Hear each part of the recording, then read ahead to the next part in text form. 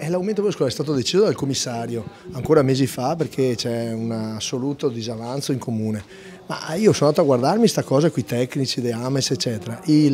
Con gli aumenti che sono stati fatti dal commissario, il buono scuola base degli asili è di 4 euro e 4,25 euro per bambino nella scuola elementare.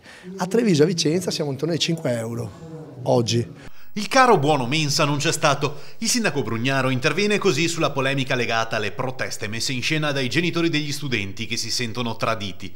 Non abbiamo alzato il costo che resta invariato rispetto alla decisione presa da Zappalorto, fa sapere il primo cittadino, per poi sciorinare le cifre di quella che definisce un'operazione verità.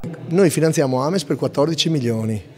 Temo che insomma, forse un'operazione verità va fatta. Il 20% dei buoni sono esenti, cioè le persone sono esenti, adesso andremo a vedere anche le liste della gente esente, tra l'altro, perché noi usiamo l'ISEE come sistema, però vorrei capire bene. E poi c'è una parte di persone che hanno invece un esonero parziale, un altro 20%, cioè gli vengono dati dei buoni diciamo, durante il mese, e poi abbiamo anche persone che non pagano il buono, insomma, che sono in ritardo per motivi vari. Il comune, con un bilancio alle porte sempre più difficile da chiudere, non può fare diversamente. Brugnaro non esclude però interventi, ma solo più avanti nel tempo. Credo che il comune stia facendo molto in una situazione così disastrata, invece che aumentarlo abbiamo cercato di tenere a 4 euro, stiamo facendo degli sforzi.